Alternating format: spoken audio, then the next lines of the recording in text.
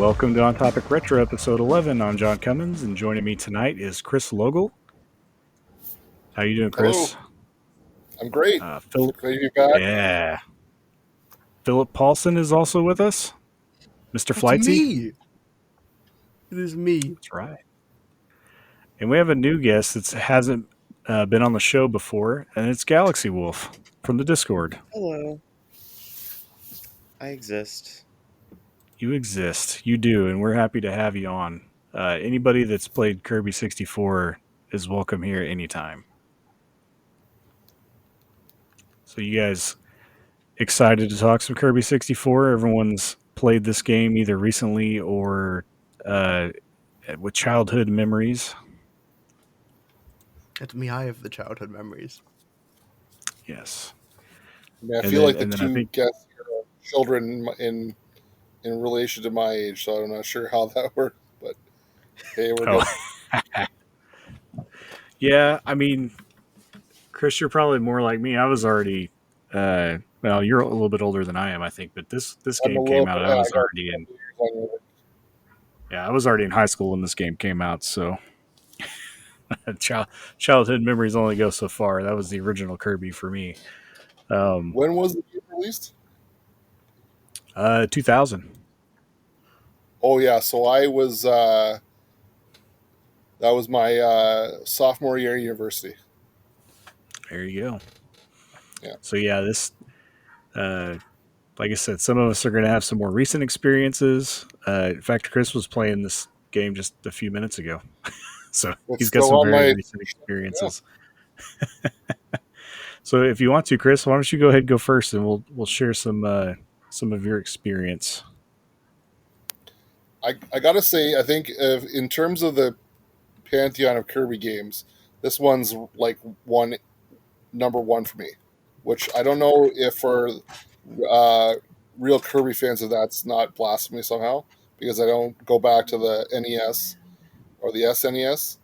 I just think this one for me is the best because of the ability to combine powers, and I have a real fondness for the N64. So this one, yeah, this was one I really loved, and I love going back to it. And I'm so grateful that they put it on Nintendo Switch Online because I've been spending like a lot of time on it. Awesome. Yeah, I don't know that this would be my favorite Kirby game. You can definitely feel the squeeze that was put on this game in order to get it out. It's definitely not as long as some other Kirby games are. There's not as many like hidden things in the game, and a lot of the things that are supposed to be hidden aren't really hidden. They're just, you have to know what combination of powers to make sure you have in certain parts of the level in order to access things. But overall, I mean, I remember playing through this game when it released. It was actually like, I was trying to think. This probably would have been pretty. This might have been like a Christmas game for me, even though it released, in the summer. I probably didn't get it until later. But it was definitely a lot of fun. I remember playing through it. This was the first Kirby game that I let my kids play, like, that I thought that they would be able to handle without going too far back. Because this one here is probably around the time where Kirby starts to get a little easier than the original games. I mean, I played Kirby's Adventure as a kid, and I came out fine-ish. Ish, yeah. I think it just burnt Kirby on you for life, right? Like you just couldn't leave it after that. Something like that. But yeah, no, that I have no problems with this game being anybody's favorites. It's a good Kirby game. It's just to me that for one, there's so many Kirby games to choose from. It's hard to pin down one. I like to say that my favorite is either Planet Robobot or the original, not the original, but the Kirby's Adventure on NES. I haven't played all the way through the end game stuff on the newest Kirby game, the Forgotten Lands, but so I can't make a good. I can't say that that would be my favorite because I haven't made it all the way through yet. But so far, it's been very spectacular for a Kirby game. All right, That one's let's. sitting on my Switch and it's in my backlog, but I just haven't gotten around to it. Oh man, it's good. I've had a lot of fun with it, but I've been juggling it as normal. I'm playing like 7 or 8 games at one time usually, so it gets done when it gets done. Flighty, how I about will you? What's say, your experiences? well, so you heard me mention I also played Kirby's Adventure. So I grew up. My first Kirby game was Kirby Mass Attack. After that, I went to Kirby's Return to Dreamland, and after Return to Dreamland, I got a different Kirby game on the Wii, Kirby's Dream Collection, which has the Nice. first 6 games. Hmm. And that's one I played the original, which I don't have much memories of because it was very short. Kirby's Adventure, which I played through and beat. Kirby's Dreamland 2 and Dreamland 3, which I played like the first level of and then just kind of never went back there for some reason. And Kirby 64, the game we're actually talking about today, in which I got through I beat I got the bad ending on the game, but I didn't get the good ending. Yeah. Again, this is one of Okay. those. If you don't have like a guide or replay some of the levels multiple times to know which power ups you need, you will not collect all of the shards. I will say, I tried replaying because I'm 100. I'm naturally I'm 100%. I forgot to mention Superstar. I did get through Superstar as well. Made it through Superstar and I beat it. Anyway, sorry. I just figured people would notice people would notice that I left it out if I didn't mention it. But I was gonna say about what I was actually gonna respond to, was I as a kid was not smart enough to realize that when a wall had like multiple colors on it, those colors corresponded to the abilities I need to break it. Yep, I was just I like, can see how that. do I get this? And then just never figured it out. I have some opinions on that system, but I'll get to that under like gameplay and stuff Yes, yeah, we'll later. definitely talk about that. Um, this is a game I'm really kind of shocked that Nintendo Power didn't put a guide out for. Like, I could totally see them doing that. They in this time period they were like putting out guides left and right. I think there's probably over 30 Nintendo 64 Nintendo Power guides out there. But so is that all you got, Flighty? I mean, I had some things to say about. I could answer Chris's question on whether or not it's actually blasphemy to declare. Like, I could go over like what the fandom thinks of the game, but that's all from my personal experiences. Okay. Galaxy Wolf, you're going to bring up the anchor, and we'll put it into the experiences. How Yeah. how do you like it? Well, um, I first played the game on Kirby's Dream Collection on the Wii. Did not get very far in it though, just because attention span. Um, but now that it's come out on NSO, I replayed the game to. Um, I got all the shards and beat the true final boss. That's my experience of the game.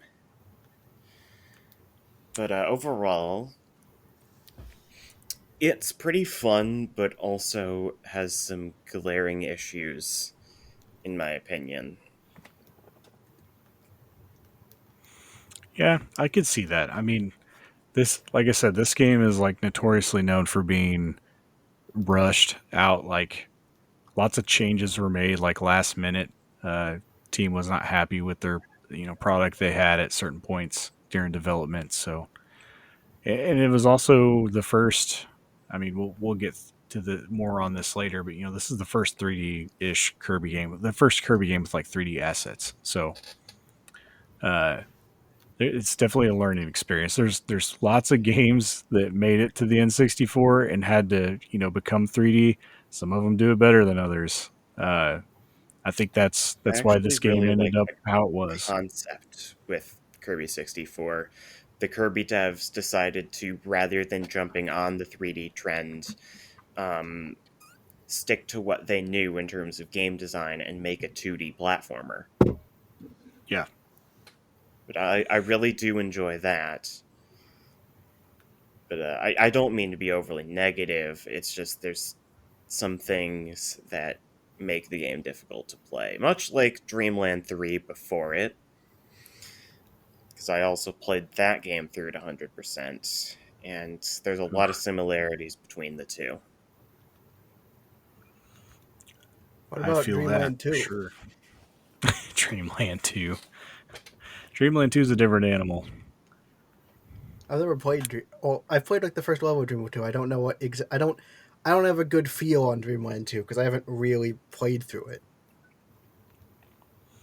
From what I remember liking Dreamland 2 better than 3. Um, but man, that's been a long time ago. I would have to replay them both to uh, put, a good, knowledgeable Yeah. focus to it to talk about I it for played through sure. Dreamland 3 like last year, and it's very similar to 64 and a lot. Dreamland 3 is like stupid cryptic though. Like even more so than what we've been saying about Kirby 64. So Yeah. I bring up Dreamland 2 because Dreamland 64, Dreamland 3, and Dreamland 2 are all they were all headed by the same director. So if there's Yes. similarities, that says something interesting. So I thought it was relevant to mention Dreamland 2. But I can't say anything about that because I haven't played Dreamland 2 or Dreamland 3. Yeah. You'll definitely have to get to them. They're definitely worth playing. They're just slightly different. Uh, the 64 is kind of like its own. I agree that it's similar to Dreamland 3, but it's definitely got its own look. I actually think definitely. I like the kind of the watercolor aesthetic of Dreamland 3 better than the polygonal 3D graphics of Kirby 64. Um, I remember this game look. This is one of those games that to me looks a lot better on like if I'm going to play this game, I want to play it on original hardware with a good CRT TV, like to where it has that nice warm fuzziness to it that kind of brings some more life to Kirby. Playing it with updated sharp polygonal graphics, it makes it look worse to me. I don't know why. Yeah, I've never been one to criticize graphics. I don't really care on that front. So, Yeah. Hmm. Eh, like, an interesting art style is everything to me compared to, like, sharp looking graphics, yeah. per se. I guess what I mean sharp is like pixel perfect. Polygonal graphics don't usually look that great to me. I would much prefer to play a lot of the N64 games on original hardware with with a good CRT TV that kind of blends everything in. So some of the stuff on the Switch Online looks a little bit better. Like they're getting closer. They do some work on it, but like if you're just playing, it's like whenever people upscale the stuff on emulators and things. Those usually don't. I usually don't care for the look of that as much. Um, I mean, we're kind of getting into game discussion, so I think we'll go ahead and move forward to that. So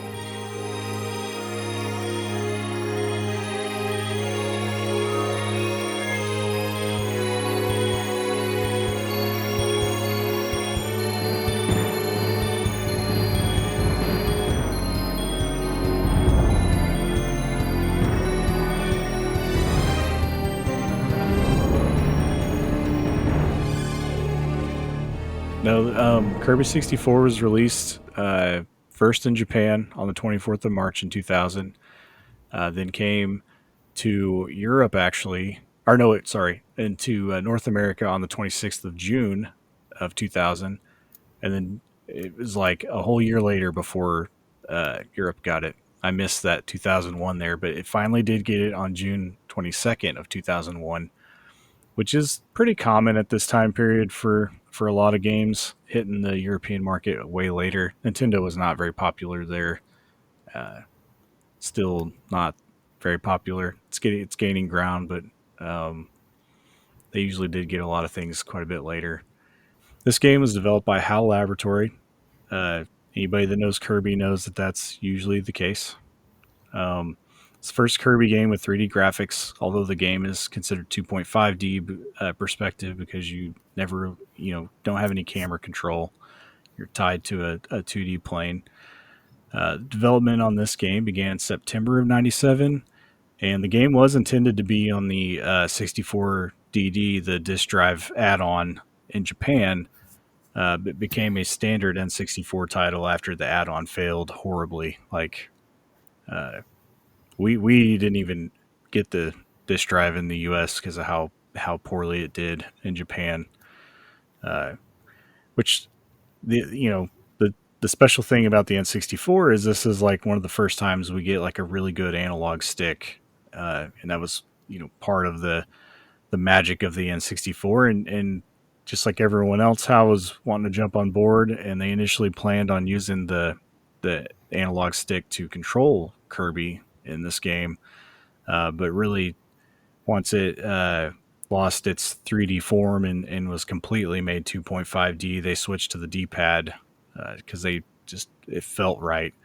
And all this happened like a year before the release. So this is what I was kind of talking about. They were making some major changes pretty late in its development, which sometimes brings the game down, sometimes makes it better. In this case, I don't really know that using the stick would really be that bad versus the D Honestly, pad. um, I really just don't like D-pads in general. I much prefer the sticks, so I would have really liked to be able to play this game with the stick. Yeah, I mean with Kirby, that's why I'm saying Kirby's more floaty. I don't. It's a platformer, but it's not like a. It's not a really tight controlling platformer that you have to worry about. I mean, Kirby floats. I mean, it's not that big of a deal. I could see using the stick for Kirby 64, but like if I'm playing a 2D, pixel perfect platformer, a stick is bad news. Give me a Yeah. D pad. I've always differed from everyone else I've talked to in that I just really don't tend to use D-pads at all when there is a stick I could use instead. Yeah, I mean it's all preference. I mean, I think a lot of my love for the D-pad just comes from that's what I had for a long time of part of my gaming growing up. So definitely, it's it can go either way. I know people that play platformers today with a analog stick. So this game was directed by Shinichi Shimura or Shimamura, same as Dreamland 2 and 3, as Flightsy just put in here. Thank you, sir. Um, he mentioned this earlier. This is the same guy, so you see a lot of similarities in these games. It is the first game that you kind of can combine powers. I know in the third game you could have the what are they called? The animal powers you can combine with your Friends. abilities. They're animal Um, friends. Friends, yes, animal friends. In three, your animal friends have abilities, and you can kind of mix and match your ability with your animal friends' abilities. Uh, but it's really not the same thing to me. Um, Yeah, it's two there's different definitely iterations of a similar concept. The ability Yeah. combining thing exactly is kind of a thing in all three of those games, but executed differently in each one. Which kind of makes sense, right? yes, As a director, as the director goes on, he has this idea. He wants to do ability combining, and he doesn't quite know how he's going to implement it. And he tries different things before disappearing entirely. Uh, and like he does these three games and then leaves. But I said that was a bad segue. Just ignore that. it's all right. But yeah, I mean, to me, I think Kirby 64 does it the best. Um, as far as options go, you definitely have a lot more options going on with the different uh, combinations of power ups you can gain. I'd have The to only agree thing I with that. don't like is having to throw them into the other ability to combine it. That gets to be kind of a pain in the butt sometimes. The control, yeah, but like it could be faster, but I actually really do like the ability in this because you have the ability to just pick up and lift up enemies and throw them. Yeah, And I something do like fun that. is that even past like your copy abilities, sometimes if you hold up an enemy, they have certain effects. Like you could hold up something that like shoots at people or could carry you Hmm. over a gap.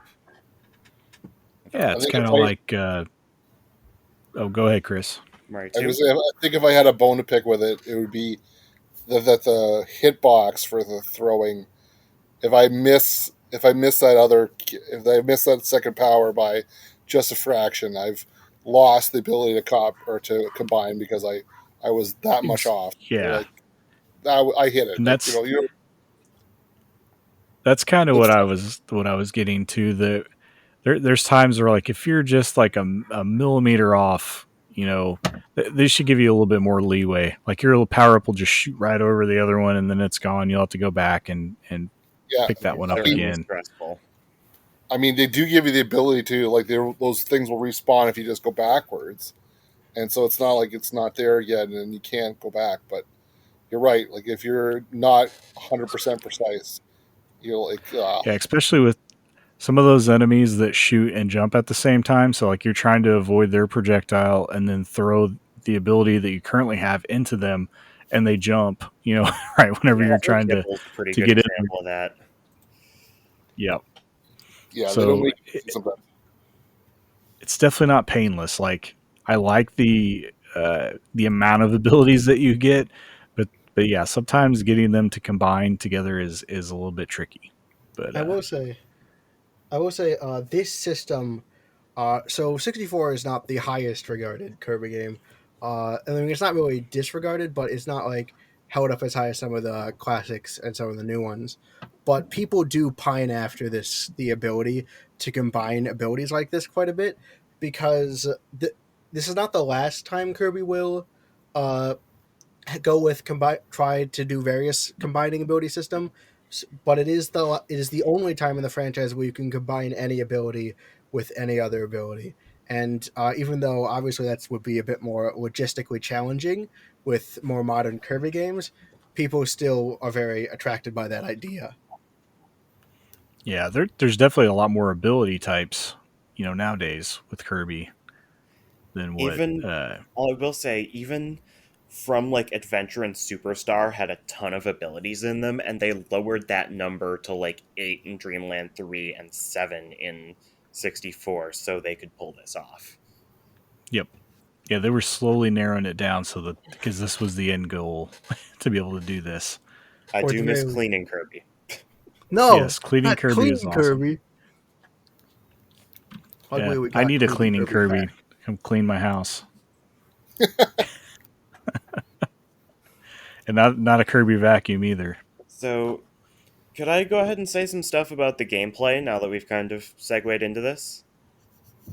Uh, we can. You can. I mean, you could say a little bit if you, or you can hold off for just a minute, and we'll talk about the story a little bit, and then we'll hit the gameplay right after that.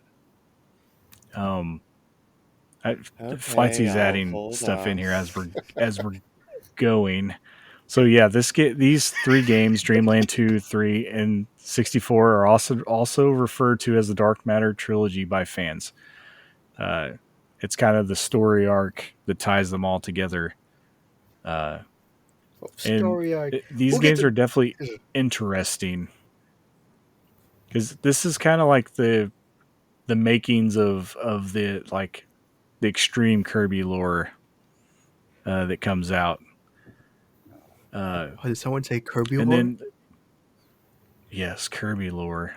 Um, I guess I could have put this next tidbit down as like a fun fact, but there wasn't really enough other fun facts for this game, so I just included it here. But originally I have during some the fun facts. development, there was going to be several playable characters, including Waddle Dee, whose gameplay was going to be focused more on picking the objects up. By the time they got done, they trimmed it down, and only Kirby and King Dedede remained playable in the game. So I was kind of thinking about that. It would be definitely interesting if you could play uh, 4 players in this, because I mean I think that's the goal that they originally kind of wanted, similar to the multiplayer mini game part of it. I think they really wanted to be able to play like 4 player cooperative as early as the N64. Yeah, but that does make sense because I remember, like in Dream Collection as a kid, it would tell me how many players each game could support, and then for 64, it'd be like 4 players, and I was very excited. And then I learned it was just the mini games, and I was not as Yep. excited. What down? Yes. I mean, like I said, it would have been neat. I think they even like they were gonna have like Ribbon as a playable character too. I think at one point. So like they just had a bunch, and then slowly but surely we end up with Kirby and King Dedede, but that's like the main ones. So And I guess and it works. King Dedede is not a full-on playable character. He's just a gameplay No, segment that occurs. exactly. Yeah, you get to a certain part in some of the levels, and you take on as DDD. Like So in traditional fashion, as having flights on, I'll let you read the story whenever you can make your last comment there, though. I was gonna say, you can see the bones of like them wanting to do multiplayer because the entire thing is structured as a road trip with like your companions, and like you can see how Yep. they try to fit the companions in the game as much as possible, but they're all in support roles, and you can kind of tell that they wanted those companions to be a bigger part of the game. Yep. And that's what I think that like we kind of to piggyback off what you're saying. I think they wanted. I think that was going to make the game a lot larger. With the idea of having more playable sections for more of the characters, and make them just like a character that could free flow the game like Kirby does. Uh, but then got kind of whittled down and made into just sections of particular Kirby, the levels themselves. So it Yeah. definitely would have been a lot more interesting, I think, as long as it wasn't something like New Super Mario Brothers where you guys could hurt each other and throw each other. And I'm I not as love much into hurting those other types of people. co-op experiences. See, I I guess am. I look at it the other way because I just remember getting 4 buddies at college to play New Super Mario Wii, and if we were throwing each other into pits and doing all that, it was just yeah, it was a lot of trash talking and having a lot of fun, I am It inherently a being it of is. chaos, and I want to destroy people. right? I don't want to sound like a stickler, but I mean I'm okay with those gameplay gimmicks for a little while, but whenever you're trying to like complete the game actually cooperatively, it gets kind of annoying when like one of your kids won't stop grabbing you and throwing you somewhere that you don't want to be. You need Yeah, the I right Kirby found definitely people handles to I this play. better later. I found even if they couldn't hurt me, my kids were always never trying. Were always never really worried about getting to the end of the game, so that didn't really matter. Yeah. I agree for the most part. My son would always like he likes to finish things. My daughter is like absolute chaos, and she'll just destroy anything that she'll like. If she can figure out a way to be an anchor in the way of you trying to finish something, she'll do it. She's that person that like drives backwards in Mario Kart whenever you guys are doing like Grand Prix trying to finish the. No. Uh, Uh, but I will say I am. I will say. I said earlier I was a being of chaos and wants desire destruction, but I'm also driven by my completionist instinct. So I will always let the level finish. yeah, with a little bit of time left to spare.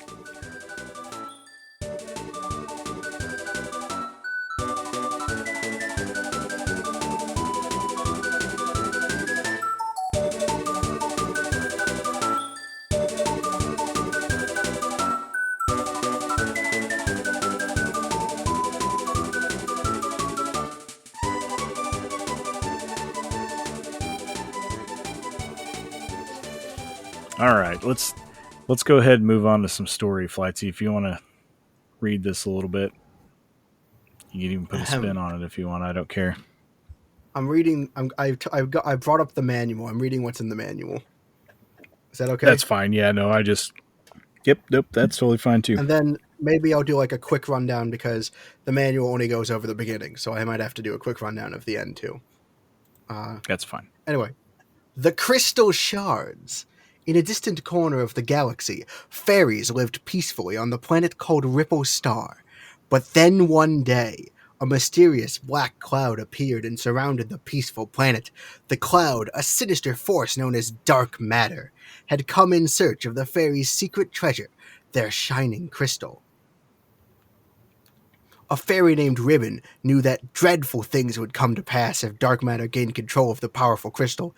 She grabbed the shining stone and escaped from Ripple Star just before the planet was completely engulfed.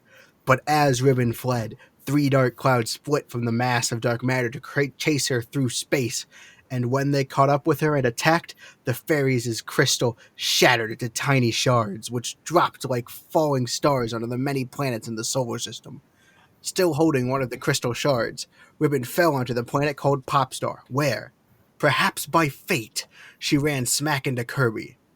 After hearing her desperate plight, Kirby resolved to help Ribbon recover all of the crystal shards.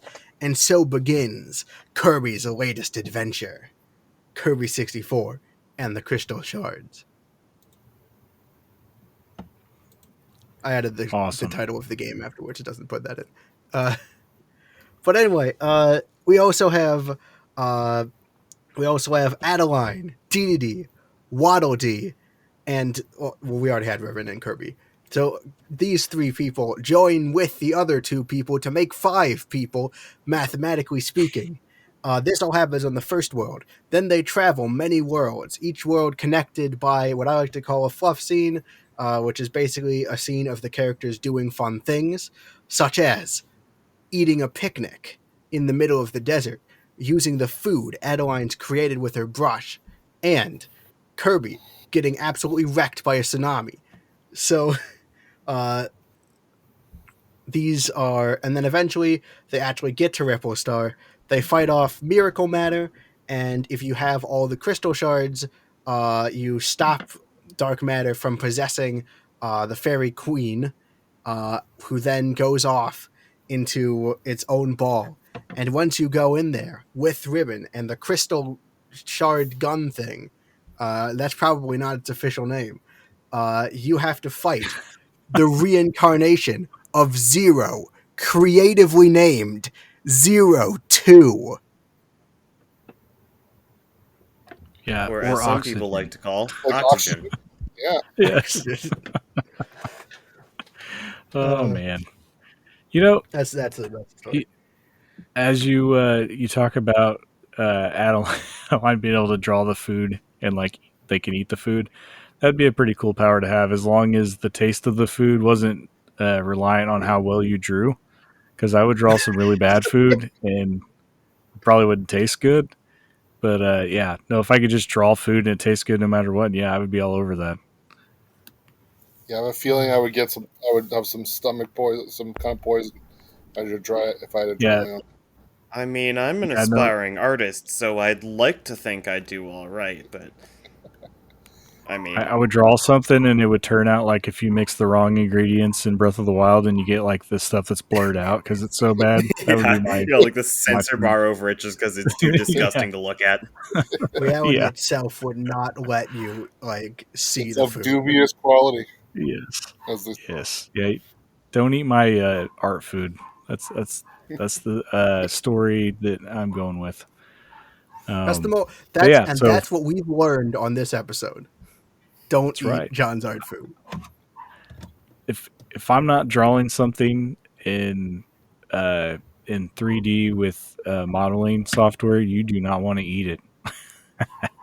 I mean, it's Uh, just like your kids when they were playing with Play-Doh and they bring you, look, Daddy made you a hamburger. I'm like, great. Num, num. Yeah.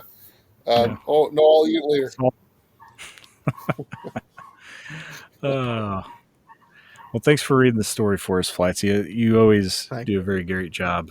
I'll have to just start bringing you on the show just to read the story, and you can hop out whenever you're done. Uh, that would be fun, but probably not He has feasible. a voice for it. Not feasible. I Flighty, mean, I go on. I would need do you. it. I would do it Uh, if asked, but I would fear that I I'm not sure if I how would not much of a ask joke that. the offer is. Oh no, I wouldn't make you do that. I don't mind reading the story, but I know if I have you on the show, I get a good story. So I feel like we could get a reoccurring segment on the podcast. Flightsy reads Flighty game story. reads. I could Yes, maybe game stories by Flighty. I could pre-read the story and then send you the sound file, and then you could react to the sound file on the podcast. Or Yeah, better yet, we might end up doing story something time like we'll with call it Flighty's Corner. story Flightsy's time corner, and with it's just me reading manuals. Yes. Yep. Uh, well, story's knocked out. I guess we'll go ahead and move on to gameplay so that Galaxy Wolf can put some input in. I think he's ready.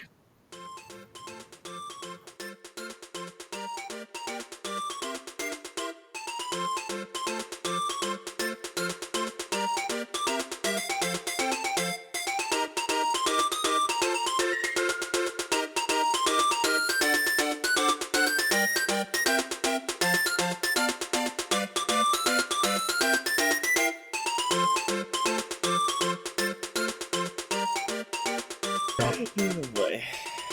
So, Kirby 64 The Crystal Shards is one of the few 2D platformers on the N64. It, while rendered in 3D graphics, takes place on a two-dimensional plane. In terms of gameplay, it is a lot like most other Kirby games. You play through linear levels um, with hidden collectibles in each one. Kirby has his ability to copy enemy powers, being fire, ice, spark, cutter, bomb, stone, and I always forget one whenever I'm listing them off. There's a combo sheet in the notes document. Yeah. Yep. So there, did you say, was it the sharp Needle. needle? Yeah.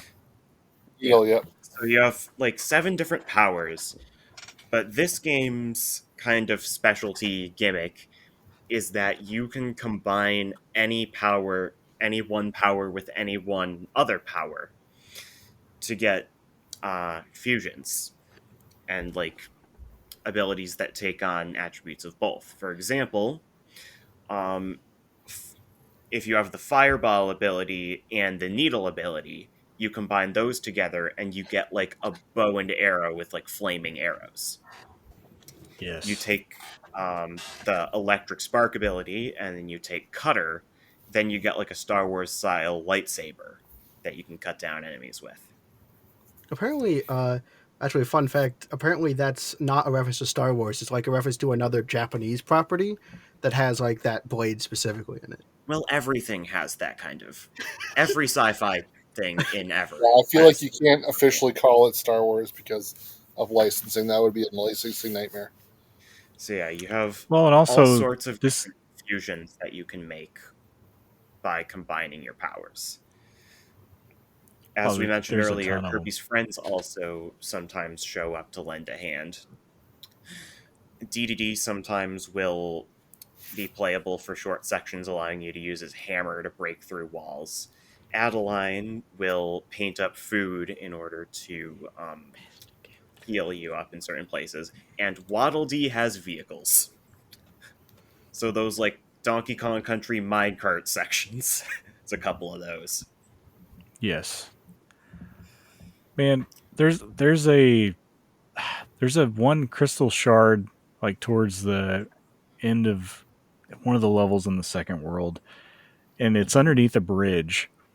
And I've tried and tried and tried to combine power ups or try to figure out what I needed to do to get that shard, and it turns out you just hit down on the D pad and you fall through the bridge. I felt really dumb after doing this.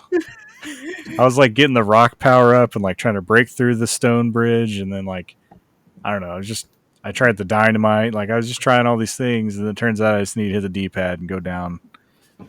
I like I like the So, implication that they put this at the end, like knowing you'd forget that that was a mechanic, and they'd be like, Yes. "Yes." well, there are, Well, in terms of yeah. hidden collectibles, are one of Kirby's specialties, and Kirby 64 is no exception to that. There are 3 hidden crystal shards in every level, and the game keeps track of which one you have on the world map, so you can see specifically, and they're also in order, so you can see, kind of judge where in the level you've missed one if you finish the level and you don't have them all. That's helpful. I don't know when Yeah. games started doing that, but like I greatly appreciate it because they didn't used to do that, and you would just have to go through the level and try to figure out which one you didn't get. One other thing is that in this game, unlike a lot of other games, the moment you grab a crystal shard, it saves. So you don't have to finish the level in order to um, bank that crystal shard. So, like, if you're Yeah, playing like a they're Mario like a level and you get checkpoint all the system star almost. points, but then die or like game over, then you have to get those all again. But Kirby 64, if you're going back through levels and you just find the one you were missing at the beginning of the level, you don't have to play through the entire rest of the level, which I found, yeah. That's way better than having to go through the whole thing all over again. So, one minor complaint I have is that while I love the ability fusions, not all ability fusions are created equal. They're not all the Some of fridge them Kirby. are, well, Fridge Kirby spawns The food best on an one. infinite basis, The best so one. honestly might be the best one. But if you, and that's ice and spark, by the way. But if you take fire and ice, Kirby becomes a melting ice block, and for the life of me, I've never caused anything.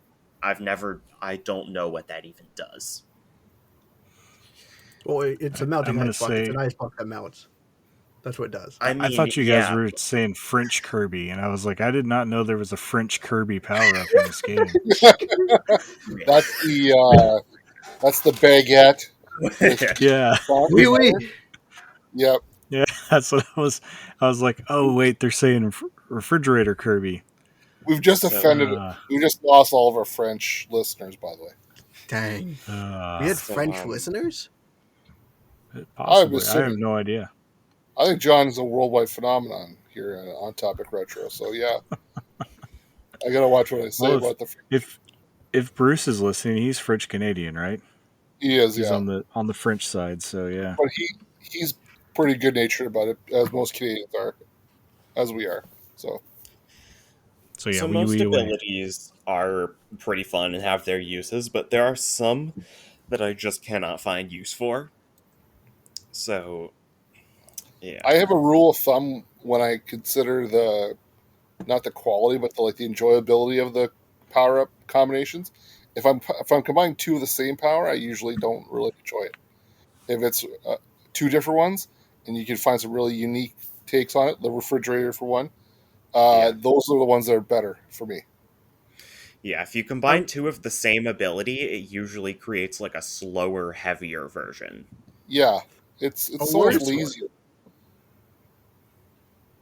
What was that? I said a worse one in a gleeful tone. Oh yeah, yeah. Yeah, Usually it is not. I will say that two fires is I do like that ability better than the single fire. There's I like a mean, wider range double of cutter destroying enemies. worked pretty well for me when I used it, I at least from what I I will remember. say I will also say I will point out first off, Double Needle is the Swiss Army Kirby, which I don't know if that's useful, but it is fun. And second off, Yes. I do appreciate that like the double and single versions are like different copy abilities because like that definitely didn't need to be the case, and I think it's fun. But also, you could kind of see why maybe it didn't. Maybe it didn't need to be the case. Oh, Yeah, I just remembered Double Spark was actually pretty decent because it creates a little bubble around Kirby that zaps anything that enters that bubble. Yeah. yeah. Now, And if you you need move to it, the stand bubble gets still smaller. for it in order to get that bubble's maximum space, but it's pretty quick at zapping any enemies that are coming towards you as long as you're standing still. I mean, it's no exploding ninja star though, Fair. Exploding The shurikens was one of the more fun ones. That is bomb right? and cutter. Yep. In fact, bomb Yep, combining with a lot of things is pretty fun. Like bomb and fire makes Kirby explode like around him like fireworks, and Yep. you that's can my kind of favorite bounce ability. around like that. That was certainly a It's fun one. it's almost like easy mode though, because like he gets three little bursts, and then if you touch the ground again, you get three more. You can just basically hit his ability button all the way through the level, and it just kills all the enemies around you, no matter what. I So was the game has these the crystal shards are hidden in each level. I say hidden, but for the most part, you'll find a wall or obstacle or something that is colored with like a checkerboard pattern of some sort of two different colors, and those colors correspond to the abilities that you need in order to break said obstacle. And I usually it's just that in a pretty obvious location with the crystal shard right next to it. So, for example, if you see like a checkerboard wall with black and red, that means you need the fire and bomb fireworks in order to break it. So, there's not a whole lot of hidden stuff per se, yeah. which I I think will the game could say, have done a bit better yeah. at. Are you telling me that you don't enjoy playing Simon Says, the Kirby game? Yes. I will say one thing that actually triggered me quite a bit is I believe it is level 4-4, the volcano level on Neostar, is the singular level that breaks this trend. Because about halfway through the level, and also it's a very long level, mind you, but about halfway through, you run into this kind of room and there's like a volcanic rock in the middle of it and it's just kind of glowing a dark reddish color and like it looks kind of like it's mixed with brown as well. So I'm like, okay, fire and rock. And then I spent so much time trying to figure out what the heck it could be, but no, it wants you to freeze it with ice, and ice isn't even Oh, found in the level. So you You need have to to oh, bring it backtrack in. to another level and get ice. I really do not like it when games do that. Especially near the end of Kirby 64, it does that a lot. Like at the beginning of Yes. 5-4, there's a puzzle that you need the drill power up for, and again, it makes it obvious. You have like brown and orange checkered walls, but you can't find the needle ability in that level. So, and you can only find stone after that section. So you need to bring in drill from another level like right away. I think Kirby 64 is innovative. Not only has it figured out, mastered Simon Says, but has managed to make a fetch quest of a platformer. Very impressive. That is an Yes. apt description. And on top of that, I'd like to bring up Kirby's control because I don't think it's the greatest, especially compared to the main Yeah, other game. he's If kind of I'm sluggish in this talking game. about Kirby's Dream Land 3, Kirby is slow in Kirby 64. Yes. And because Yeah, a lot of levels, particularly the last level in every world, are very long, backtracking can be a pain. I know how they could fix the power up not being in the level. They could just put a toad at the end of the level and says, "Sorry, your power up is in another level," and you'll have to go find it. Yeah. That way, you know. Honestly, they should have made like an ability planet, like in some of the later Kirby games where you can just go in and grab any ability. Yeah, Because like a the hub place fastest where you can way just get any that ability you want. yeah, the fastest way to do that otherwise is to remember that every ability can be found in 1-2. Oh shoot, I'm really? pretty sure. Yeah, yeah, every ability can be found in 1-2. So you need to go all the way back to Popstar and hike through 1-2, especially to the end of 1-2 if you want Spark, Needle, or Ice. I mean, I w- even Adventure had like the museums. Like so, like Yeah. this wasn't the first time they had to deal with this kind of thing. Yeah, and I mean at least 1-2 is not a very long level. There is that.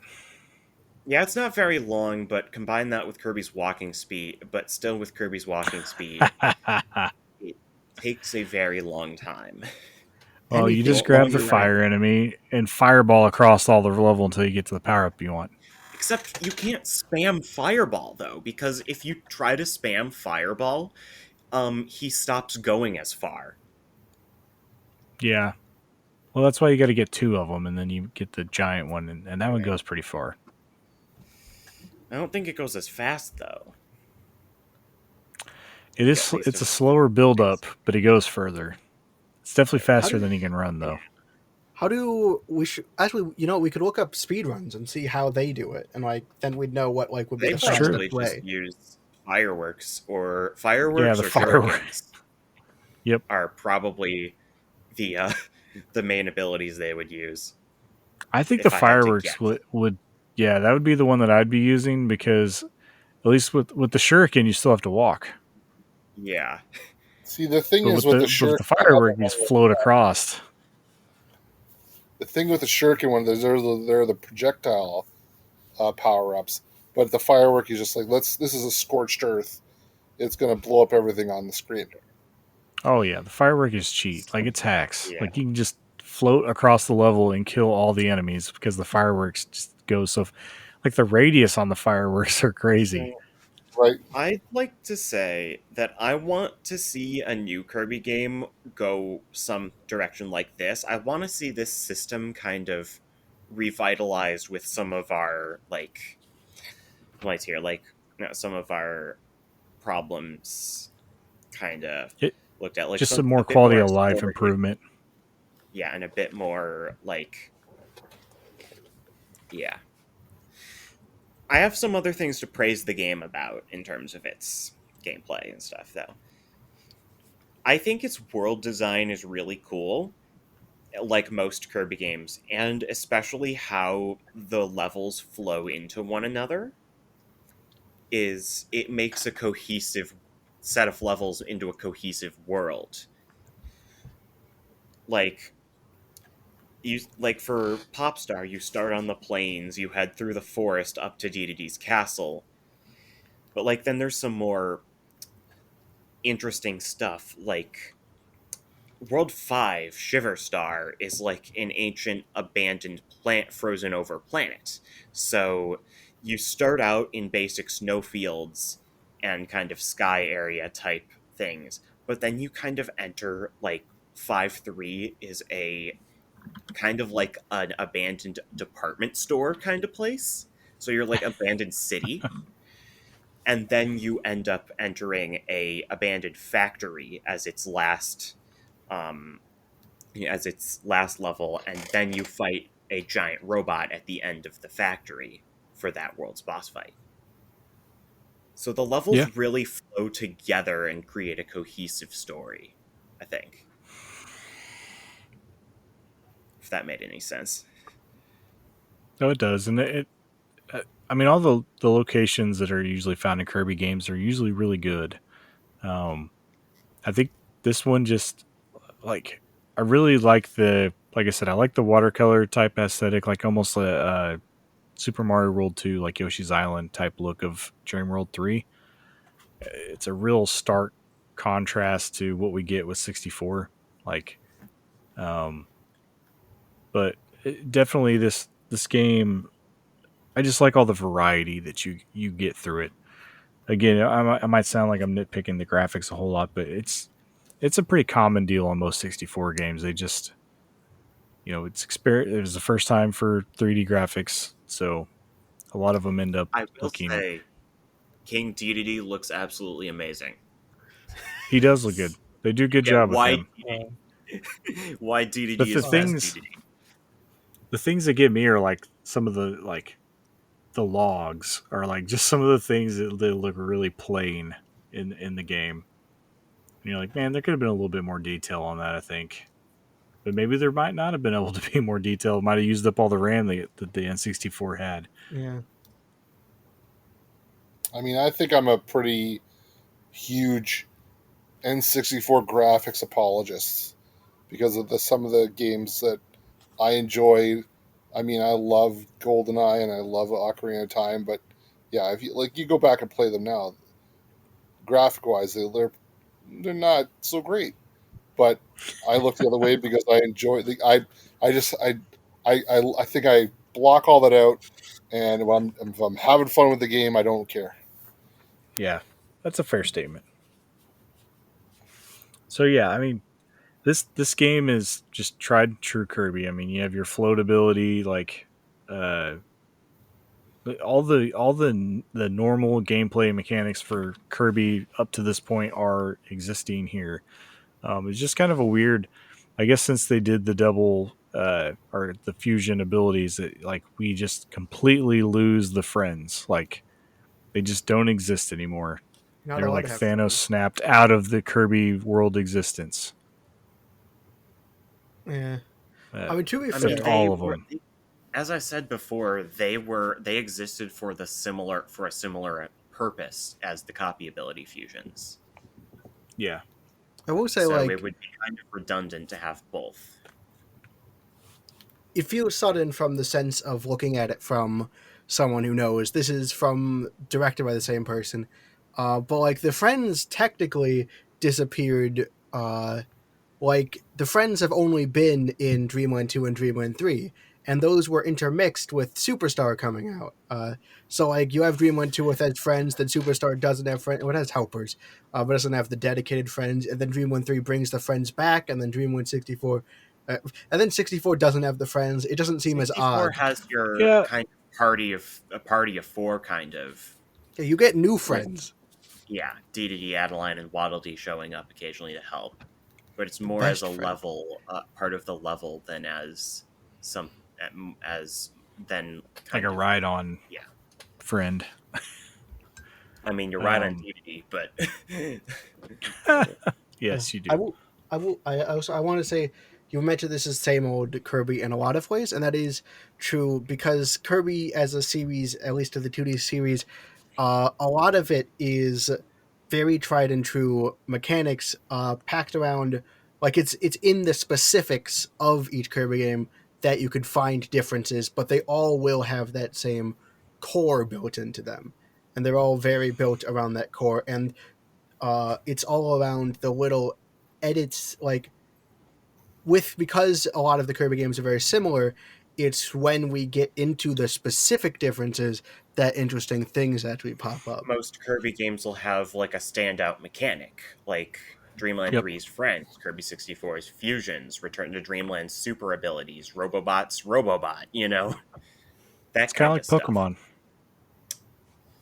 Yeah, so yeah, like the Mega Evolutions and the Z moves, that kind of Yep. stuff. It's So that kind of deal. each Kirby game will have its own kind of standout mechanic. Yeah, I mean, and Kirby is Kirby for a reason. Like it was made to be very simple. Like just the idea of Kirby is a game is supposed to be like a simple concept, like something that anybody could just come pick up and play. So it totally makes sense, how far Kirby's come, but yet he still does a lot. For the most part, does the same things. Uh, just as you mentioned, as part of the core of Kirby. But all those things are present. This game plays fairly similar if you've played. I mean, even if you've only played, the more recent Kirby games, like say you're a kid and you've only played like Star Allies and uh, the newest Kirby game, With a bit this of game getting would used still to feel like a Kirby game. with a bit of getting Feel used to the like ability fusion mechanic, it should be still be a comfortable game to jump into. Yeah, and that's really what I like about Kirby. Like, it's one of those games I know what I'm going to get every time I pick one up. I always buy them. I always know what to expect. I'm pleasantly surprised by the things that are added to them. Usually, it's very few times where I buy a Kirby game and I'm not really happy with the extra stuff that makes them different. I mean, everything that's. I think I've owned every Kirby game at one point. I just didn't hold on to them all through the years, How could and you do this to me? they're always a good time. I've never had a bad Kirby game. Some of them are just better than others. It's kind of it's kind of like Mario. You know that you're going to enjoy a Mario game, but whenever you start stacking them up against each other, is even the worst Mario game is still a good game, and that's to me that's how Kirby's a very similar. I always enjoy Kirby, even like when Star Allies came out and everybody was this is way too easy, and it's like, well, this was the game that really I sat down and all my kids played. Like, we all played together 4-player cooperatively all the way through the game, and it was fantastic.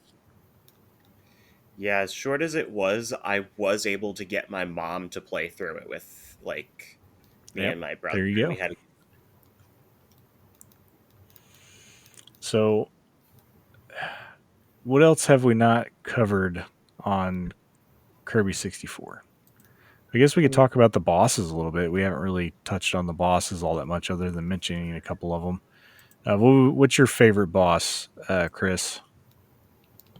I don't know if I have a favorite. I think if you get the pre-show audio, I was playing stage 4, the volcano, and I was having a lot of difficulty with that one. He was. Go to What's the boss called? That's just like the two needles that spin. I don't remember this boss from my childhood. Well, It's the there's third Wispy world Wood. boss, I think. There's Pix, the like 3 alien crystal things that shoot That's it. lasers. That's what Yep. I'm thinking about. The picks. They're like they just look like three sharp objects whenever they're uh, through there. I liked that boss battle because like you have to think about uh, how to attack them and everything as they're going through there. You can only attack certain ones at certain times. Personally, my favorite boss was HRH and HRE, the robot boss from World Robots. 5. I just love the vibe and everything, how the camera pans up and it towers over you. The boss fight is in the background, and you can only damage it when it swings its arms into the foreground. And Nice. then at its halfway point, it um, jumps into the foreground and like Transformer style turns into like a tank thing that will then try to chase you down, and you need to spit out like missiles and stuff that it shoots at you. So both Yeah, phases of the it's. boss I think are fairly interesting. I love how in all these you always have to fight Wispy Woods and it never changes. Like it's the same boss fight. Just Actually, in this game you have to defeat Wispy Wood's children first. Yeah! well, yeah, but Child murder! Right? Feel free to cut that part it's out. still Wispy Woods. Like you're still just running around him in a circle, and you pick up projectiles that he drops and you attack him.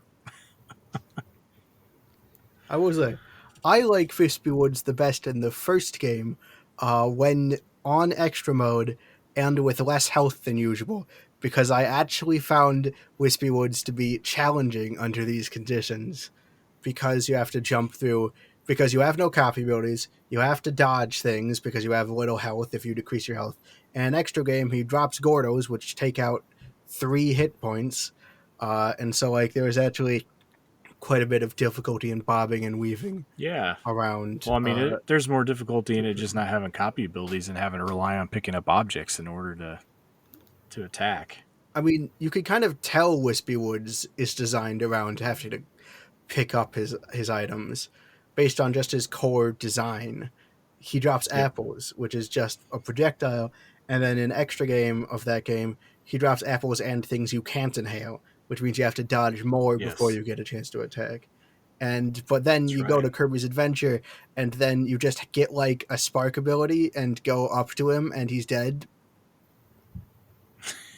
I mean, that's how that works, right? In Fire, Superstar, you trees, can kill him in 3 hits with the hammer. Uh, I Must be mean, my beloved, you've fallen. lightning kills trees every day. True. And through hammers. Yeah, or at least axes. I don't know too many people that hammer trees down. Uh, But We yeah, never mentioned Acro, the shark boss in World 3. that's true. And He's a there's good kind of an good anecdote boss. I want to talk about that's kind of about World 3 and the water area, because it definitely impacted my playtime since I played on NSO. So, what the heck? apparently, NSO isn't the best emulator, and introduced a glitch into Kirby 64. The glitch goes as follows. If you touch an enemy underwater, there is a random chance that Kirby will freeze and softlock. Oh, that's a really cool glitch. Glad they put that in. Yeah, Kirby, he will fall to the ground and you won't be able to control him. Meaning the only way out is to quit the level. So before they they fixed it, you would have to beat the boss without getting hit, right? um it's pretty much random if you get hit whether it'll trigger or not. But it triggered fairly frequently for me. I mean, That's it's not the Paper Mario where it just erases everything either. yeah, but like it's just it was so annoying try to go through like 3-4, a level that was entirely underwater, where any hit could randomly cause you have to restart the whole level, and it's a very long level, That makes sense. Yeah. and then the boss fight right after that. And this game Yeah, has an that's unlockable boss rush mode if you complete the game with all the crystal shards, but I quit on that, mainly because I always got to Acro and then got hit once and it had to was soft soft lock. lock. And in that case, you have to start the whole boss rush over again back from Wispy Woods. And honestly, Kirby 64 is kind of mean about it. Like, I don't know if any of you have seen this, but in Boss Rush, the like quit level button is replaced with a button that says admit defeat or like accept defeat, and then the game over text is replaced with it's hopeless. Nice. I Uh, haven't seen that, but It like I really mean, teases you if you fail the boss rush.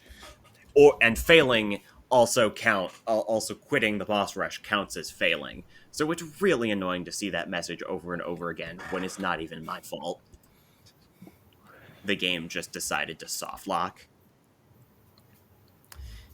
good time. It's the glitch has been fixed now, but I still don't really feel like going and beating the boss rush. You mentioned yeah. there were. Oh, go for it, Flighty. I was gonna say you mentioned to me when we were talking about earlier that there's other issues with the boss fight that make it not fun to repeat. Mainly, I'd say a lot of the boss fights in this game are slow. And this was really mainly just me playing the boss rush and getting frustrated with having to go through Wispy Woods and Pix over and over again. But Pix especially, since the first phase of that boss, you can't damage it. You simply have to wait it out and avoid its attacks. Yeah, that does get that would get old having to do that boss rush over and over again and playing that Yeah. one. It does take some time. Did any of you guys play the mini games this time around? Not this time around, but I played it in the old days, so at least a bit. I played a few, and they're fun, but like the mini games are really never kind of the point, in my opinion. Yeah, I just I didn't play them either, and it's been so long I couldn't even tell you what they were in this case. I meant to try to like get my kids around to play some of the multiplayer Well, they're with them, very but Mario Party esque. They're yes, except there's only 3 of them. yeah. Let's do randomizer. Ah, you're gonna get the same one most of the time because there's just three. Um, I mean, and at least this was before like you know 3DS time frame where they would just like we'll throw an expanded version of one of the mini games out as a game now. Like you would just get a random mini game, full game. some of those were fun. Hey, Kirby Uh, Fighters Yeah, Deluxe and Kirby Fighters 2 are actually amazing. I think I did play quite a bit of Kirby Fighters when it originally came out. Uh, like the full game version. I didn't play a whole lot of the mini game version on was it is it Triple Deluxe, yeah. triple deluxe that had that? Yeah. I didn't play a whole lot of it in that game, but I did download it and play quite a bit. It was kind of a weird uh I had to pay to play after a while, like to get the apples. That was not Kirby that's Fighters, that Clash. was Kirby Clash. Very Oh, that was different. Clash. I'm getting confused already, aren't I? Kirby Clash is the actual, like, pay to play one. We're not talking Okay, yeah, about that's the Kirby one I Clash today. played, I but have a rant on it. Yeah, don't oh, get Philip started on Kirby well, Clash. we can talk about that on a different show. Yeah.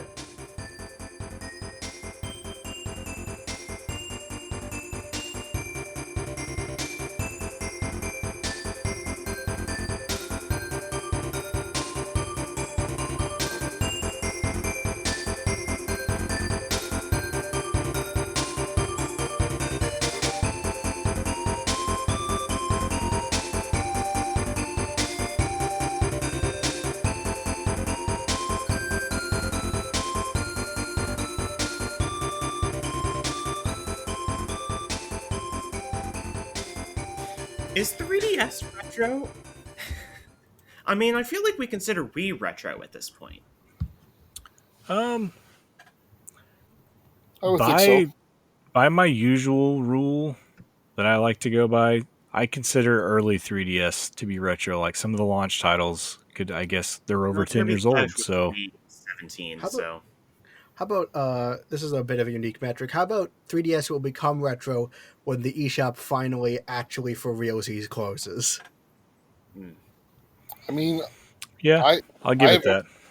I have a probably even more loose definition of retro. If it's not the current generation console, like if you consider the Switch to be the current Nintendo handheld and home console, that makes the 3DS retro. That makes the Wii U retro, Yeah. and everything else older than that. So that So means we could Yeah. have some like 3DS and Wii U games on the show. Because that's kind of Yeah. my era. That's where like a lot of my favorite games come from. Yeah. I mean, I, d- definitely in the, I have so many games that I will get into the show probably before I do 3D, would do a 3DS game. But they will definitely be, I mean, it won't be much longer. And the majority of 3DS games will be 10 years old. So I could definitely see it happening. Uh, Especially I played a lot of 3DS games. I didn't play my Wii U as much. I was a late adopter, but still definitely saddened to see the shops already going. Like that just seems like it's too soon. It is too soon. That's I why it mean, seems you that have way. a bit of an existential crisis when a lot of the stuff you had growing up, the music, the video games, they're calling it retro. Like, I mean, the NES has been retro for a long time, but so maybe for more for people of John and my generation, I don't know about Galaxy Wolf of Philip, but I think you guys are a little bit younger. So those things, as they start to be considered old and retro, you kind of maybe reflect a little bit more on your life when you think about, oh my God, that was my youth, right at the time. Now I it's mean, so much different now. I don't think this has happened to me yet because I think stuff that's in my youth feels a long time ago for me. I haven't hit the point where like 10 years doesn't feel that long, so I haven't hit the point where hearing that something's a decade old shocks me because hearing that Galaxy is like what 20 years old at this point is like, well yeah, I was a child, I was young at that point. Of course it's old now. But I think when I get to an adult and games that feel like I was just playing yesterday are getting old, I think that's when I'll truly start to feel old when hearing it. You're referring to Super Mario Galaxy, not to me, right? Yeah, Galaxy. Yeah, Mario Galaxy. Uh, yes. The video game Super Mario Galaxy. Just, oh man, 2000. Yeah, it's the thing that gets me. Music hits me harder than video games do. Like I don't think about video games age as much, but like whenever I hear music that I listened to as a kid, and it's over 30 years old now, and I think about it like whenever I was a kid, music that my dad would have been listening to that was 30 years old would have been in the '60s, and I'm like, man, that's really old. Like when I think about it, but no, with video games, I don't, that I know it's been a long time, but I don't really, it doesn't, I don't get that like initial shock anymore.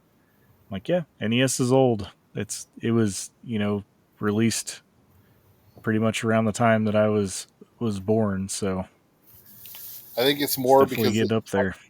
my kids look at the kind of graphics that are in modern games, and they'll look at me playing Super Mario Bros. And say, "Well, Dad, that looks terrible." Like, and I'll say, "No, that was for video games." I mean, Yeah, you just if they think Super Mario looks terrible, you break out your Atari 2600 and you show them some games on that, and Give they're 'em- like, "Man, these are unplayable. Like, you, what are you you, even doing?" yeah, I that's will just say, blank uh, words on the. I don't want to make you feel old, but my first reaction, but being someone who grew up with Mario Galaxy, my first reaction upon seeing 64 was these graphics look terrible. Oh man, 64 was like a revelation whenever it came out. Like I couldn't believe that 3D games could ever exist like in the way that it did. It's a if you weren't around to experience the transition from only 2D gaming to 3D gaming, like I don't think there'll ever be another experience like it. Um, because nowadays we do a generation jump and it's pretty much just like, oh, now there's ray tracing on the graphics VR so is they an look up-and-coming slightly more technology. realistic. See, but then What I've was that, evolved. Galaxy Wolf? VR virtual reality is a up and coming technology. Yeah, I mean, I like if Been hit or miss so virtual far, reality is hasn't it? it's a little similar to that experience, but I don't know, man. There was just something about uh going from Super Mario World to Super Mario 64 that was just like mind blowing. Being able to rotate a camera and just fully navigate a 3D space for the first time was like Sort of I couldn't get rotated enough of camera. it. Mario 64 never did a good job at It that. doesn't. Yeah, it's got a stiff camera, but you could definitely you can. I mean, you could at least rotate the character, and then rotate the camera to get the other 180. I, With Super Mario World, you're not doing any of that. You're just going left and right, and that's it. I will say I had a I different actually but think you kind can of scroll the camera somewhat left or right with the L and R triggers on that one. Yeah, determined to Because fight so you on you can this. technically move the camera in Mario World. It's just not interesting. No one talks about the camera mechanics in that game. Wonder why. See, I yeah. Or just being Everybody's too busy riding contrary at Yoshi. this point. But I was gonna say, like, I never got to have the moment where I realized, wow, video games can be this way. But I had this very interesting moment when I played my first 3D. Uh, well, because I started with New Super Mario Bros. That was the first Mario game I played, and then I saw Super Mario Galaxy 2 in the store, and I was like, well, I'd like to play that. That seems pretty cool. And I had this weird moment when I'm so young that I get to it and I'm playing Super Mario Galaxy, and my brain figures out how to do it like subconsciously, but like my mind doesn't catch up. I was like, something is different about how this game plays. And I remember not being Ah, able to articulate the difference between 2D and 3D, but like being able to tell, and this weird feeling of like this is a different series. And I'd focus on things like the health bar and stuff. And I don't think it quite clicked exactly what that big difference was uh, until I look back on it.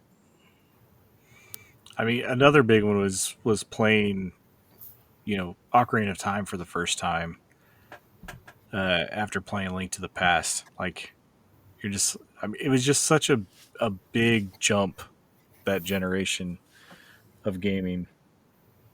Like I said, games have pretty much been the same since. I mean, even play. I guess you could really say like PlayStation 2, GameCube era. Like that era of gaming is pretty much the start of what we have today, and it just marginally gets better. You know, looking over The time. Wii definitely like filtered in some new stuff with motion controls because I do think Yep. those are still a widespread technology. Like even now, like you can still shake the controller to do tricks in Mario Kart and stuff. Oh But yeah. that Like kind of, it but that feels more like it interviewed like it was a kind of big thing when it came out, but it feels more like it like subterfuged its way into everything else. Like people remember it as something that happened, but they don't realize how much it's actually still in like the water until it's pointed out to them. So it's not like the massive splash where everyone remembers like it. Like it's almost like more of like a quiet takeover, even though it was sort of a big deal Yeah. when it went around. Do you get what I'm saying? See, and I experienced the Yeah. game like John did when I went from 2D to 3D, and to bring back to Kirby 64, like Kirby 64 to me doesn't feel 2D. It feels like a 3D on rails because it does look like a 3D environment, but you just can't move in 3D space. And so now I've found that as I get older and grumpier, I'm kind of a get off my lawn. Like I want Mario in 2D. I want Zelda in 2D now. I don't really want it in 3D anymore. Graphics be damned, I guess. But uh, maybe Kirby 64 has it right where it feels like a 3D world, but I don't need to move around 3D space. I mean, I would Yeah. say, uh, building off of that, we're talking about how it was very impressive and mind shattering to enter an N64. But if we're talking about looks wise, I think the SNES and even a little bit the NES consistently put out graphics I like better. I like looking at NES graphics a lot. Not all NES graphics. NES a little less, but definitely SNES graphics. Like I think you have to go back to Atari to get to graphics that I think are comparatively rough, like the N64 does to me. Yeah. Well, the Yeah. I mean, it's you're kind of comparing two similar styles of beginnings of generations of games. So like the Atari started 2D graphics on home consoles, and then the N64. I mean, you could argue PlayStation was there maybe a little bit earlier, but not none of the sense that the N64 was as a 3D presence. Um, kind of established and was the start of that generation of graphics. So yeah, it's very hand in hand whenever you look at them together. Yeah, but I mean, The, it even the said a NES is lot. very polished compared to the Atari. It said a yeah. lot that the N64 needed the expansion for the memory, right? Well, that's Yeah. partially because of how they of cartridges and how what exactly they prioritize in the hardware. Because the Yep. PS1 had 3D graphics, but it didn't have the massive RAM issues. Partially because they used discs. Yes. Yeah. Yeah. Using a cartridge still with the N64 was really what created the need for the expansion of RAM. Um, I mean, and the only thing with PlayStation though is like they really didn't start getting into fully 3D games until Nintendo was already getting in there. A lot of the early PlayStation stuff was not full 3D. Interesting. Very interesting interesting. Uh, thing about cartridges, we all like phase them out for discs because discs are better, and then the Switch just uses cartridges again. Eh, yeah, I well, mean they're a little bit different. So the Switch cartridge is like a solid media, like a It's more like an SD card, whereas the older cartridges were PCBs that were a lot different in design. All right. Yeah. But yes, no, the Switch's media is definitely better. It's probably going to last longer. Uh, it has the capability to hold more storage wise, size with size comparison, but And I the mean, you can't cost really is scratch what it like gets you. you can a disc. Exactly. There's the only negative about the Switch using a cartridge is, as we see it every time, is the cost, and that gets passed on to us with the Switch tax, where you're paying more for a Switch game in a lot of cases if it's physical because of that cartridge than you do a disc, because you can buy a disc all day for nothing. I mean, the only beef I have with the Switch cartridge is that it's it, terribly small, and Easy to lose. There's a copy somewhere of 1-2 Switch in this house that may never ever be found ever again. But I I mean, it's will one to hurt up my switch. house Doesn't to death need to to be find it. found. I mean, That Yeah, didn't let's just say it. let's. Uh, It's not even. I understand that to be angry about this, the quality of the game. I'm not. I'm not. This is not the gem of this Nintendo Switch. I understand that, no, not but one to Switch. it's the um. It's just the fact that it's lost and I can't find it. I don't even care. Once I find it, it would go into a box that I would never play it again. But at least I would know where it is finally. I mean, to be fair, they have cases. Like the old I cartridges were know, bigger, and and I don't know. ah, Like, see if I can tell you how I uh, got lost. If I could tell you how I got lost, I would be yeah. he would I know don't. where it was. I I would know want. where it is. I would know what it is. It wouldn't be the bane of my existence. But Are it's you somewhere. It's gone. are you sure you didn't subconsciously leave it out of its case and out of the Switch because you wanted to get rid of 1-2 Switch?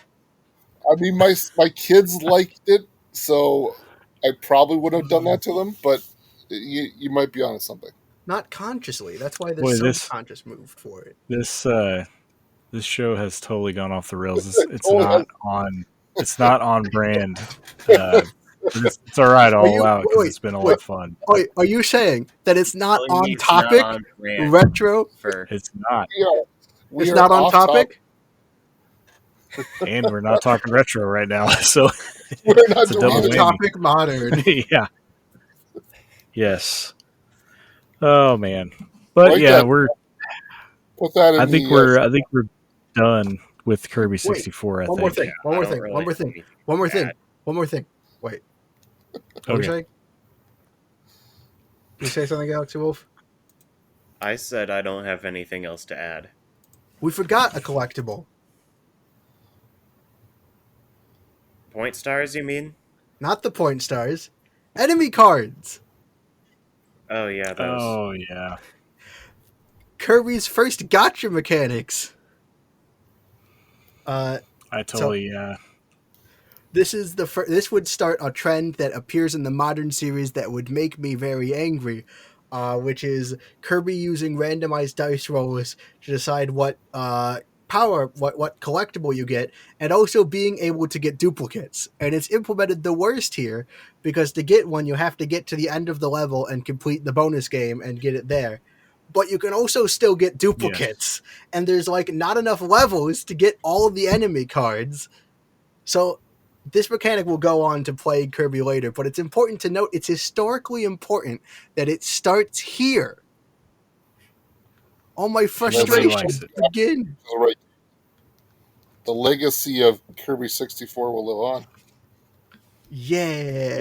Yeah. I mean, That's a this lot is like the another one of gotcha those for. capsules in Forgotten Land, isn't it? Yeah, I told you again, Yeah. and the stickers, although Except in 64, you can't even decorate your house with them. that's true. No, Yeah, and you it's don't the even know what beginning. they are unless you look in the manual. Like they don't. It doesn't say anything about them whenever you collect them in the game. Like there's not a thing like, "Hey, check them all out here," or Of even all what of the it mechanics, doesn't show you what half of the stuff is that's on the picnic blanket whenever you're trying to get them. they had to bring back. Like it was Triple Deluxe that started it, but the two 3DS games aren't as bad. Uh, it got kind of annoying in Forgotten Land, but like it's the worst here in 64. But it's still, it's they brought it back. It's a modern. This is where it all begins. Because again, there's the capsules in Forgotten Land, the trophies Yep. in 3D, in the trophies and stickers in the 3DS games, and it all starts here at 64, where you have them, and it's also implemented the worst here. Gotcha mechanics around collectibles that don't do a lot, but you're gonna be slightly annoyed when you don't have them all at the end of the game. Yep. If you're a 100%er, you're definitely not going to be happy that you didn't get all your cards. I mean, officially, the file will say 100%, even if you don't have all the Yeah, cards, but it will still but you know. bother me. I feel like this is some Okay. kind of prank that the developers playing on you guys then, Why? I want. I just I to want. make think so. you frustrated. I don't All know right, what it is. we're gonna start the outro. We've dragged it on.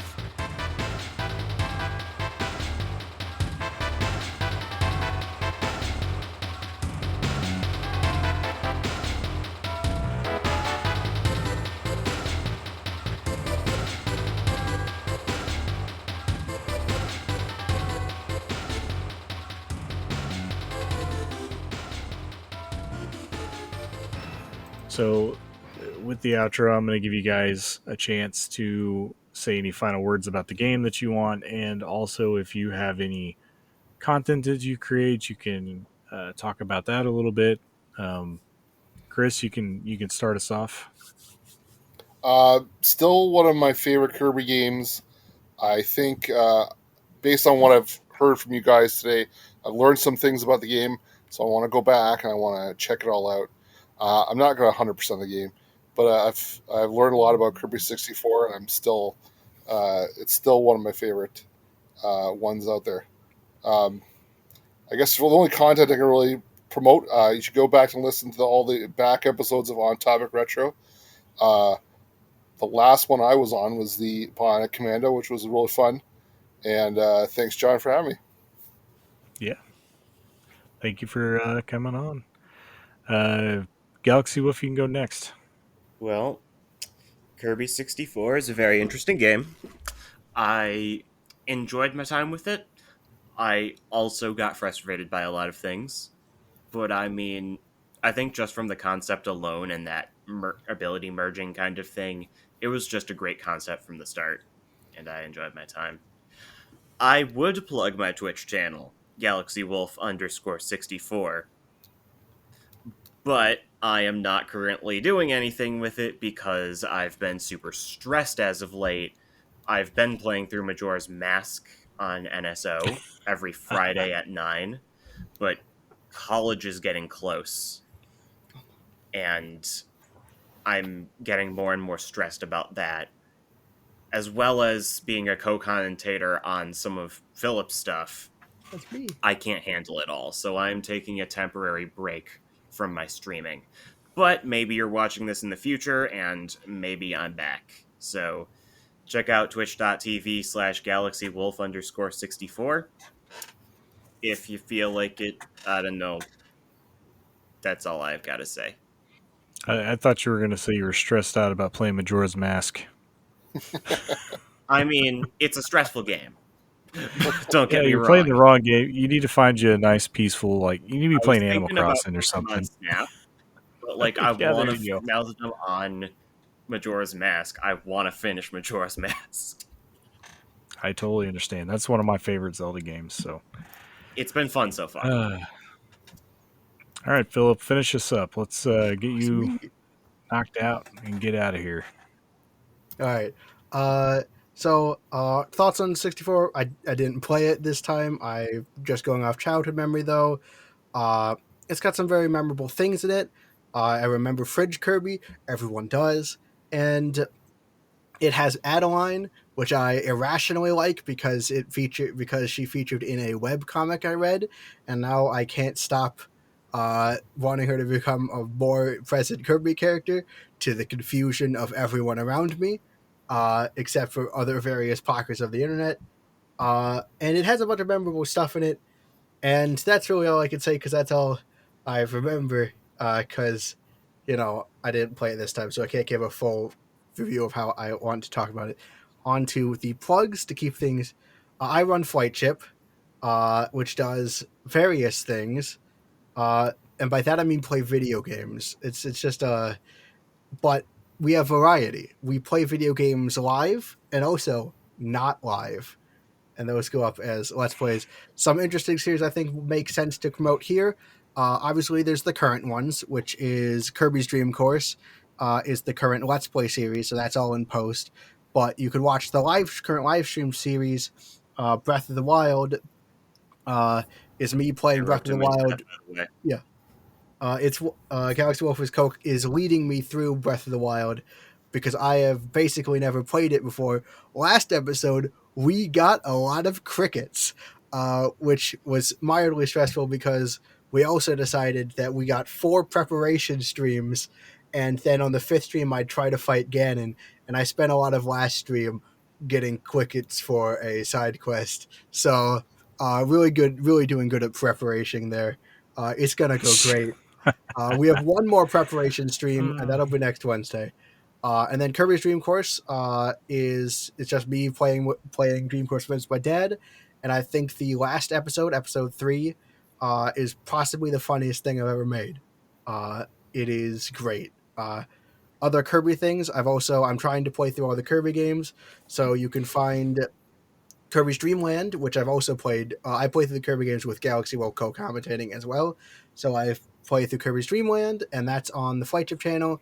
And Kirby's Adventure, I did on a live stream, so you can find that on my archive channel, just called the Flight Chips Archive. Not very good with names. And yeah, other than that, you can also follow my Twitter because that's where I announce when I'm doing stuff. If you don't, or you could just keep watching On Topic Retro as I eventually just spill out all my plans on On Topic Retro, another decent way to learn what I'm doing.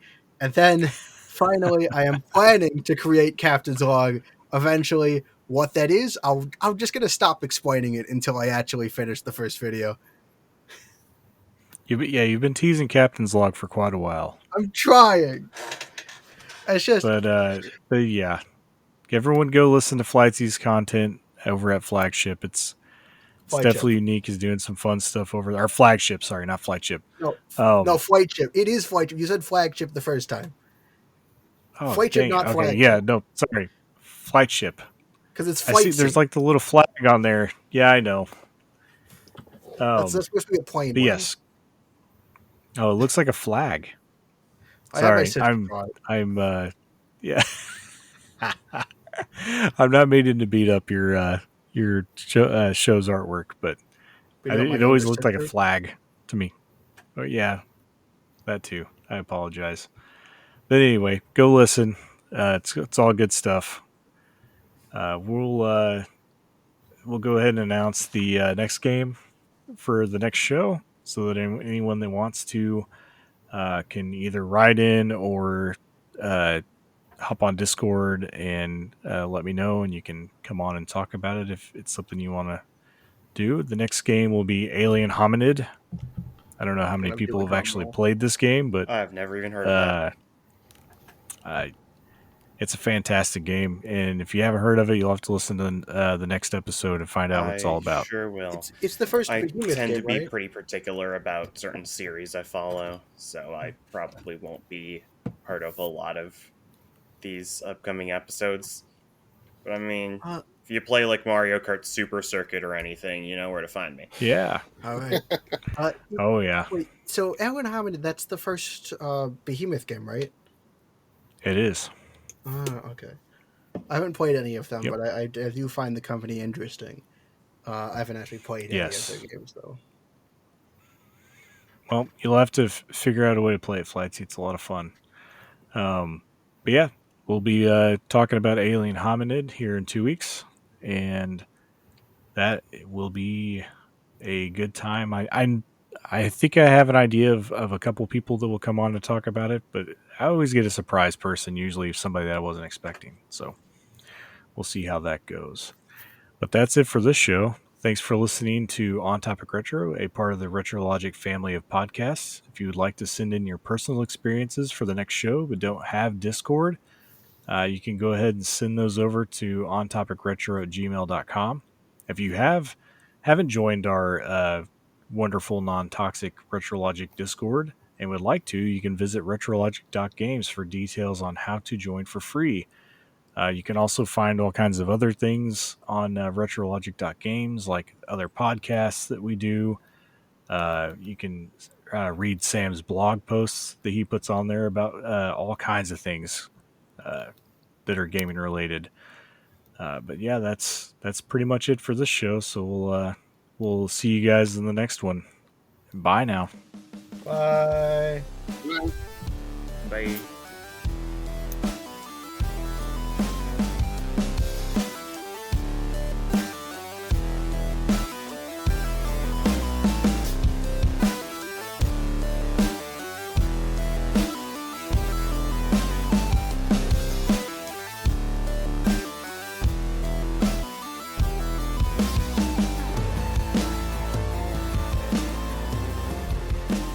I'm confused what you're asking.